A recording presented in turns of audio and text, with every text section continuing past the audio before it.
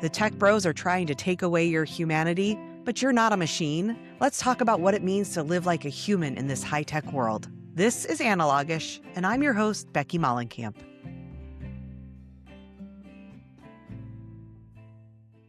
Hello, welcome back to Analogish, and I am so excited today to be joined by Amelia Hruby, who runs Off the Grid. There's a podcast, you have a community, you have also Softer Sounds doing podcast editing and production. Anything I left off of your very brief intro that you want people to know? Hi, Becky. I'm so happy to be here with you. I also wrote a book called Your Attention is Sacred, except on social media. So I'll just mention that here as well. Yes, and I have a copy. I should have had it so I could show it for the YouTubers.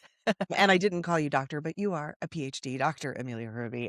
Your Attention is Sacred is exactly why you're here, because that is so much of what I want to talk about with this show, which is all about just trying to navigate that balance of existing in a digital world that is becoming increasingly even more digital thanks to AI, and still keeping our humanity intact, which means some of that is around our attention span, our focus, our creativity, all of those things that make us human. And how do we reclaim some of that, knowing that we can't change the world by ourselves? This is the world we live in. And we're going to talk a lot about AI. So I mentioned AI because that is sort of really what prompted me to want to do this show at this time.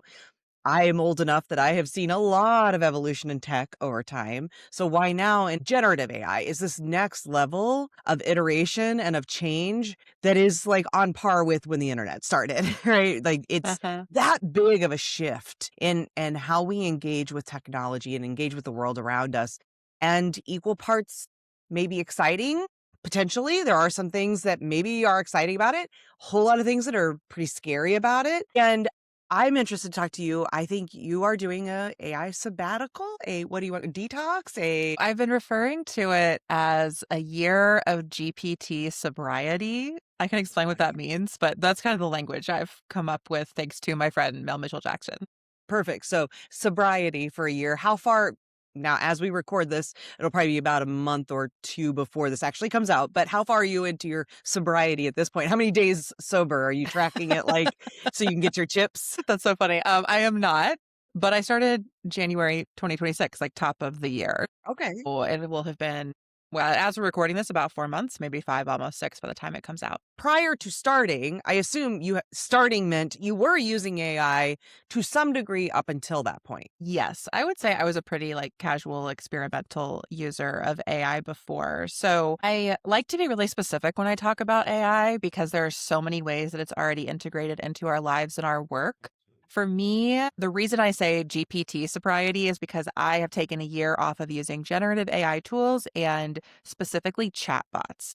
These tools that we interact with by asking them questions, and they build profiles on us and they give us answers. So things like ChatGPT or Claude from Anthropic, even some of Google Gemini, all of that. I'm not using any of those tools. I am still searching the internet and seeing the AI responses. And I am still, I use Notion and they have AI built in. I'm not using it, but it's theirs. I feel like I'm very much swimming in the sea. Last year, I was using ChatGPT. I would ask it to write an email subject line, or I would ask it to, tell me about popular marketing podcasts I could potentially pitch. I was definitely interacting. And I also even used Claude to make a website for my tarot podcast where people could sort of press a button and get a random episode of the show like they were pulling a card. And so I was not an all-in user or an intensive user, but I was checking it out and trying it out. And I stopped that in January of this year. I wanted to get sort of that baseline of where were you at the time of making this decision? So it wasn't as if you were already puritanical about it and then just putting this, you were using it some, and you were probably like a lot of us where it's this is interesting. And how can I sort of integrate this into my business in ways that assist me? I think my guess is people who are drawn to a show like this are probably not folks who are, I'm going to see if I can just replace every part of my business with AI and never have to create anything again. I think it's people who are probably how can I use this tool in a way that serves me, makes my life a little easier, reduces my workload, especially for people who are maybe solopreneurs and doing everything in their business. And I think there's probably some thoughtfulness to it. So it sounds like maybe similar to how you're showing up is how probably a lot of us are starting to try to integrate AI into our business. And I think the feeling that I and maybe other people have is, and I don't want to get left behind. is everyone else going to now be lapping me? That's sort of a feeling. So let's start there, because when you decided to put your flag in the ground, I can't imagine that that thought didn't cross your mind, that that's not Yeah. part of the decision making. How are you dealing with that feeling of, am I going to be behind if I do this? The first thing I want to say is that it's no accident that so many of us are thinking that or feeling that way. It's actually the result of a massive marketing campaign that these AI companies are doing. Like, you're not just coming up with that feeling out of nowhere. There is Yeah. so many commercials and ads and implementations that OpenAI and Anthropic specifically are spending tons of money to put in front of our face, right? There are billboards across the country. There are Super Bowl commercials. It's, so much paid advertising online. So I think that I just want to start by highlighting that, like, that feeling is created by the companies who want us to pay for their AI. Like, it is the result of a marketing campaign. So that doesn't mean we're not feeling it. Doesn't mean it doesn't feel real to us. But I really want us all to pause and be like, why do I feel that? And is it really like a result of from me? So often it's marketing, often it's pressure from our jobs or the sort of promise of what we might get from self-employment if we can work hard enough and fast enough and build in real time. One of the things that has really helped me in putting my flag in the ground, and I guess to some people declaring I'm here to be left behind.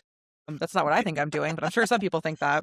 Something that helps me a lot is I have practice in this. When I left social media, people told me I would be left behind. And I told myself this. I had so many fears. I was like, is everyone going to forget me? Will anyone ever invite me to do anything again? Can I ever sell another book again? Could I have a podcast? Could I have a business? I had all these questions. But as of recording this, I'm about to hit my 5-year anniversary of being off of social media. And I don't feel like I have been left behind in any meaningful way. I would almost venture to guess that you are doing better Oh, yeah. than you were, right? In like every area of my life. And some of that is because I love social media. And some of that is because But even in your business. but yes, my business Yeah. was so like fledgling and confused when I was on social media. And then I left and then I completely redesigned it. And I started doing other things that were even more interesting to me. And yeah, I have way more success off of social media than I ever did on. And that includes success in my podcast studio. So I like to say that, it's not that I left social media and then found success as a leaving social media influencer. I'm not in that model of, coaches coaching coaches. It's not that. The I, MLM version of yes, online business. yes. I do that. But the first success came from a service-based podcast production studio, and I didn't need social media to make that business very successful. So I'm really leaning on that firsthand experience of doing the thing that everyone told me was a bad idea and I couldn't make it work, and then succeeding on my own terms anyway. And so I think that AI will be the same thing for me. That said, there's also a reason that I've committed to 1 year of this, because AI technology is changing so rapidly that I don't even know if it'll be possible to avoid GPTs in a year, honestly. Like, I can't see the future of what's to come, but it felt like the more I learned about AI, the more I started using it, the more I started feeling pulled to use it more, because the more you use it, the more it prompts you to keep using it. The more I felt that happening, and the more I learned about how destructive AI technology is in the hands of these major corporations running the most popular tools now, I felt like I just needed to hit a big pause button. I did not want to get sucked into the hype. I did not want to get convinced by the marketing. I wanted to carve out a space to really keep learning and reclaim my agency and make my own decisions. And that's what this year means to me. Going back to what you said about the marketing piece of this, it's interesting because if you look at the stock market right now, the US economy is really being propped up at this point by AI. The Uh-huh. AI tools, they are what used to be a decade, maybe even, oh my God, I'm so old, 20 years ago now, 15 years ago. What it used to be, where Facebook and, Uh-huh. those companies were what were the social media boom. The rise in all the tech stocks was about social media. And that's what Uh-huh. was everything on the stock market. And the economy was like, the quality, quote unquote, of the economy was really dependent on those companies succeeding. So of course there was the pressure from the companies, but also, we know who's benefiting from a lot of these stock dollars, also our Congress folks, and they're just equally invested in trying to make sure those things succeed. So now here we are again with that happening again, and this time with it being AI. So I just think that's really interesting. The parallels are definitely strong there. That there is a vested interest systemically at multiple levels for you to be thinking, I need to use AI. And so I love that you could feel that pressure. You had something to compare it to. You could say, this feels like that same thing again. And even so, I think for many people, it's still really scary to say, I'm not going to use these tools in that way. Again, AI is something Uh-huh. that's been around even longer than ChatGPT. But there's Uh-huh. generative AI that we're talking about, which is so AI for shorthand. Generative is the AI that, ask it to make something for you and it does, whether that It be built write your an website. email, builds your Yeah. website, makes a video for you. And there's generative AI in a lot of tools we already use as business owners. Like Canva has generative AI for image creation now inside of it if you're a paid user. So that's generative AI.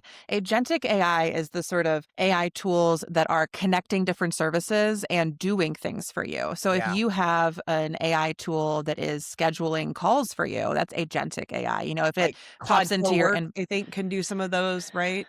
Exactly, yeah, Claude Cowork. I think there are all of these different, email automated AI tools now that will do things like when somebody says, "Can we schedule a call?" It'll pop in and look at your calendar and schedule for you. So I think the combination of like generative and agentic is how most small business owners I talk to are using AI. But we also then have like the whole other realm of like the therapeutic and relational uses, right? So many people are talking to AI chatbots as friends, as confidants. They're treating it like therapy. They're treating it, they're using it to sort of assuage their loneliness. And that's a whole other layer of the conversation. So making that decision, what was the lead up to the decision as far as what kind of changes were you need to make? Was there stuff you had to do that after you started? Did you notice any difference in how you were feeling or When I left social media, I had been all in on social media, so I had to make a lot of changes. Like, I had to learn how to do everything differently. I had to start an email list. I had to learn email marketing. I had to do so much. I will be honest that I was not a heavy user of AI. It was very casual because I was always very skeptical.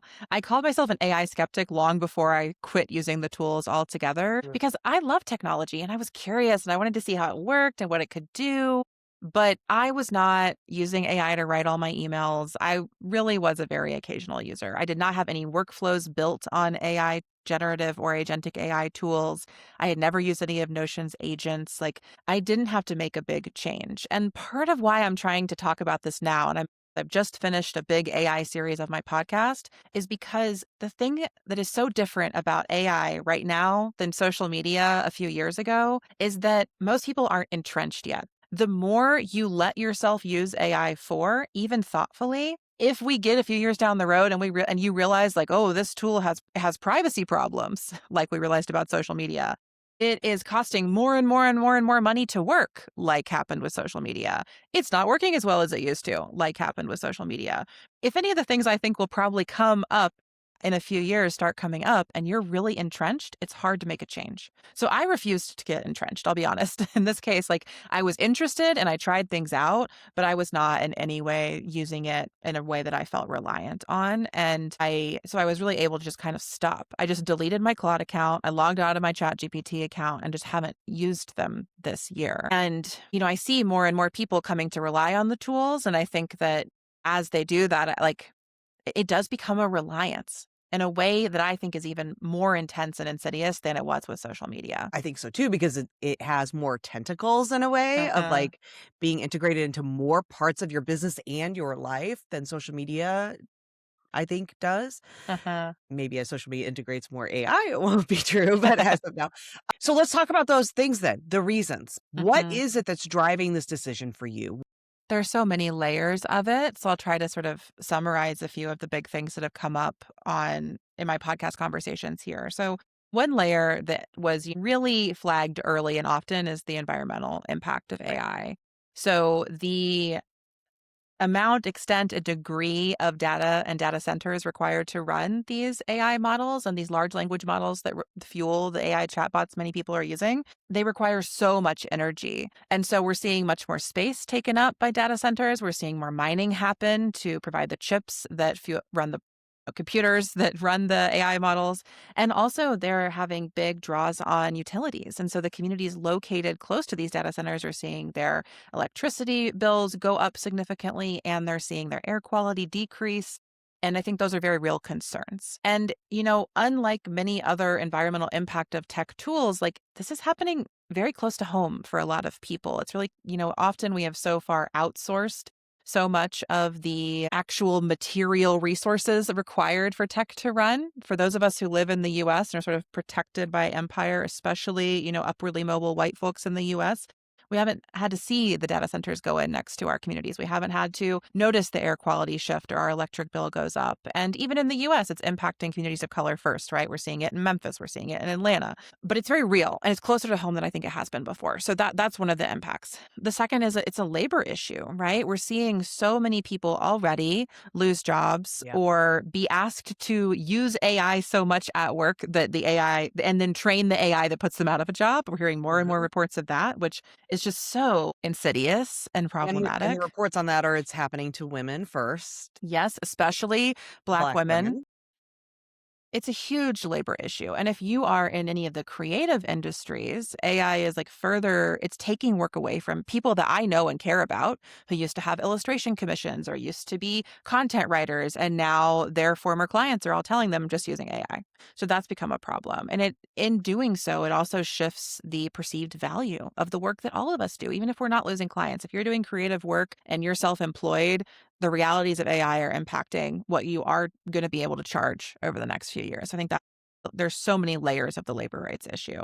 And then I also just think there's a real problem with, people are starting to call it, I'm going to get the words wrong, but like different degrees of cognitive offloading. Like, how are we thinking? What are we becoming dependent on? What skills are we not building? What are we not learning? How much are we trusting these AI tools when they give us answers?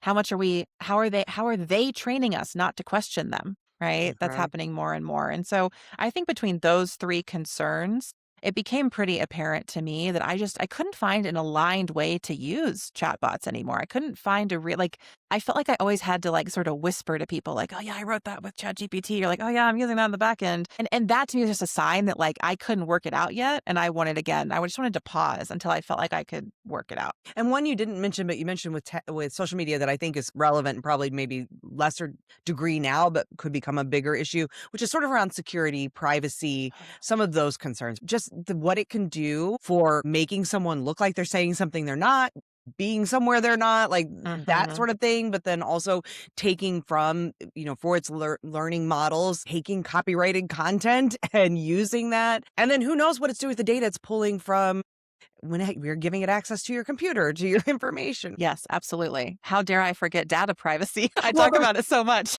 there are so many things to be worried about that apparently that's it.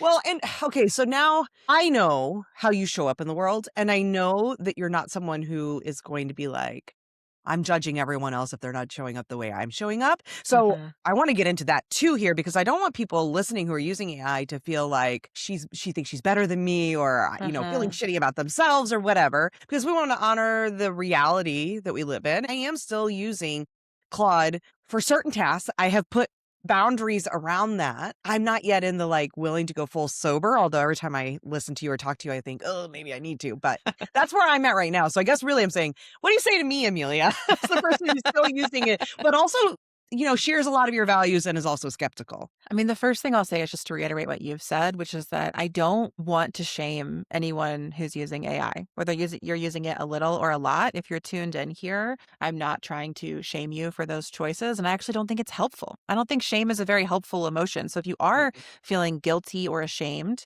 and I can tell you, when I started talking about AI on my podcast, I got a lot of emails from people who were saying, I'm using it a lot and I feel really guilty. I feel really ashamed. I think that's very real. I want to affirm that you may be going through that, but I also don't think shame is the place where we want to get stuck here. We want to find aligned ways to move forward. So, Right. the two sort of practices that I've offered are creating an AI policy. So, I Yeah. think one thing that's really helpful is to be incredibly intentional and articulate what are you willing to do with AI and what are you not. And when people sit down and start to think about that, one, I think it's really helpful because it forces you to learn more about AI. So, you got to get a little honest with yourself about the realities of these tools. And then it helps you think through different scenarios. How are you already using it?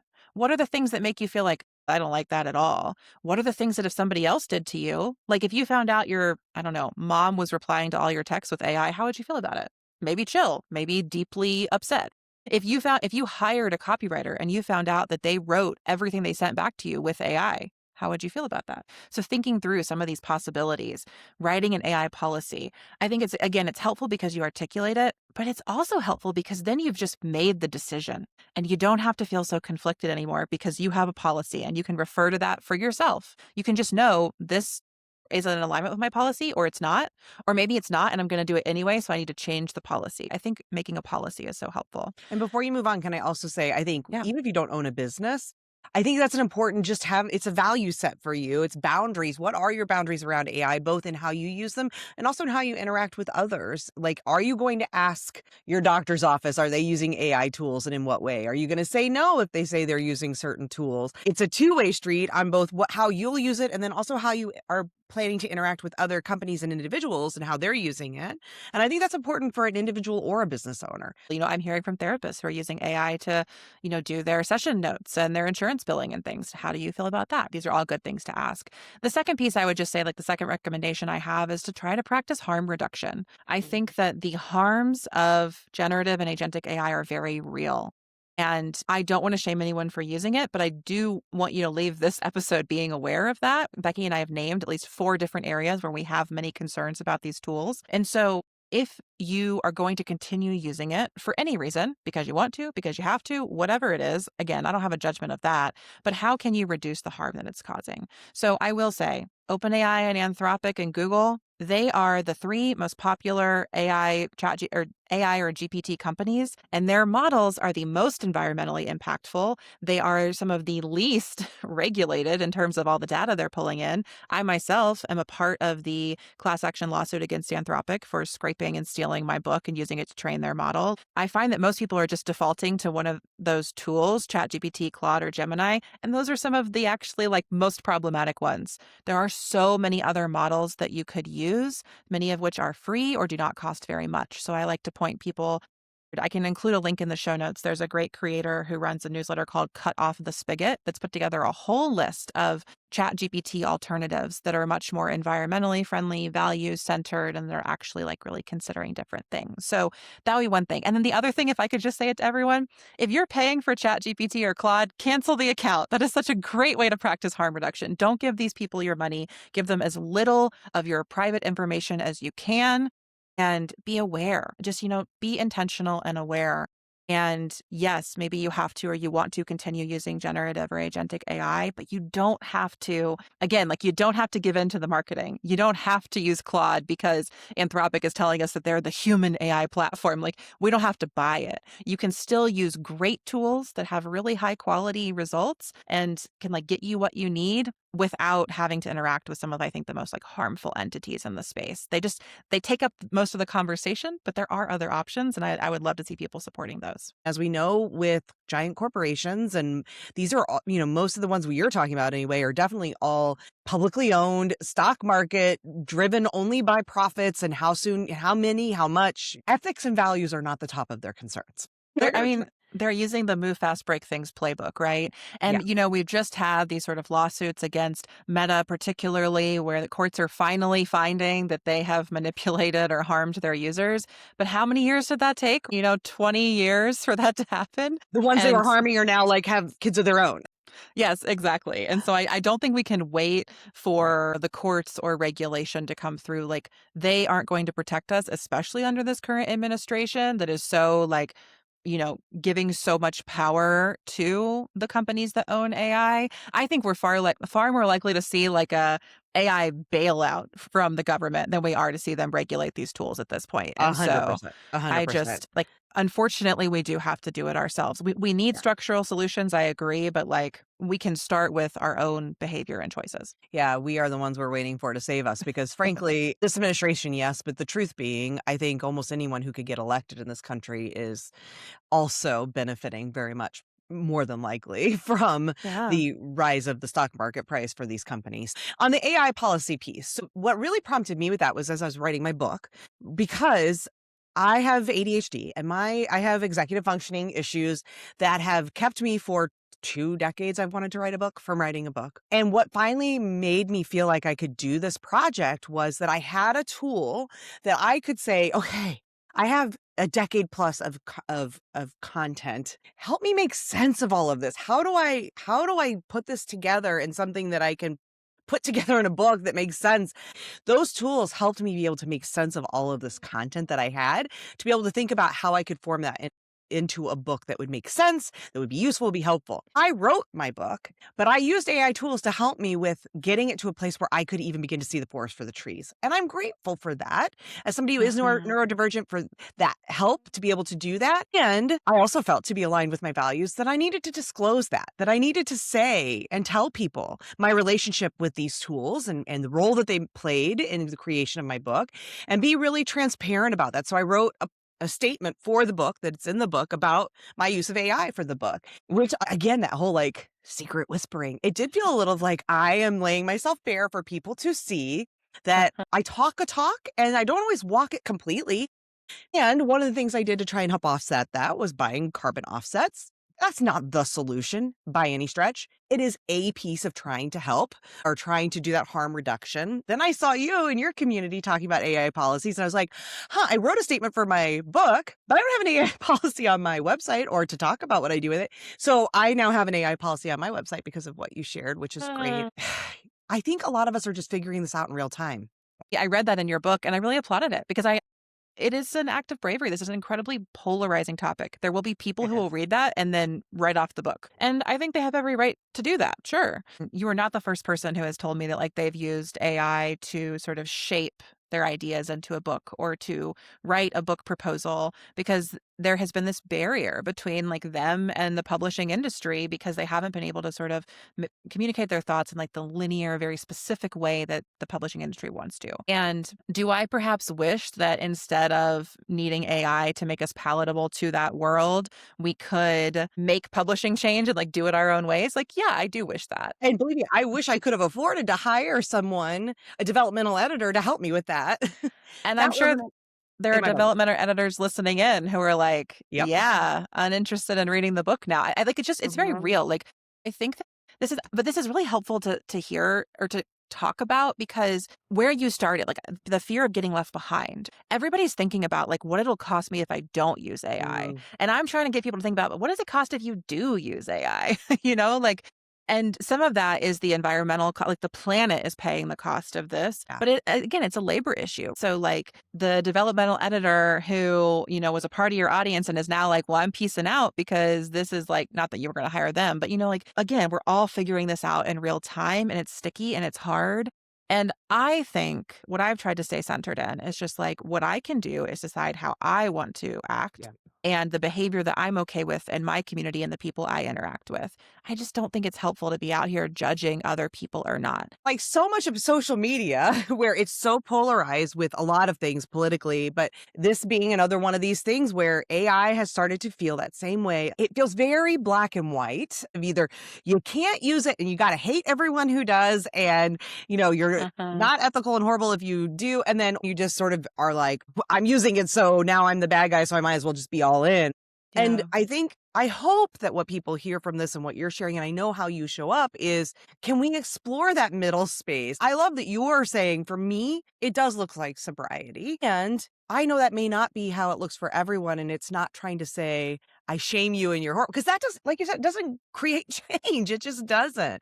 As I mentioned at the very top, like I got this language of AI sobriety from my friend Mel Mitchell Jackson, who's been on the podcast. And I have never used sobriety as languaging because I'm not sober from any of the typical things. Like I drink alcohol. Like I've never been in a 12-step program. Like Yeah. sobriety has never been a frame for me before. But I think with AI, I did. Like I felt the draw, I felt the temptation, Mm, and I wanted this language of sobriety to be like, no, I am not doing this right now. And that doesn't mean that's what everyone has to do or needs to do. I think that like I'm with you in the embrace of the both and the embrace of the gray area. But as I always do with social media, I just want to empower people. Like you have agency and your choices do matter.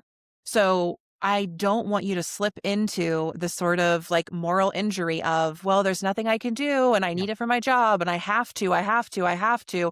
You don't, like, not to the full extent. Where can you resist? Where can you rub up against the friction? How can you keep reclaiming your agency from these tools that are very much trying to take it from us in so many ways? Like, even if you're going to use it, that's okay. I gave some options. There are tools that are less harmful than the most popular ones. There are policies you can write to say, like, I'll use it to write my emails, but I'll never use it to text my mom. Again, you get to make those choices. I'm not trying to tell anyone what the choices are.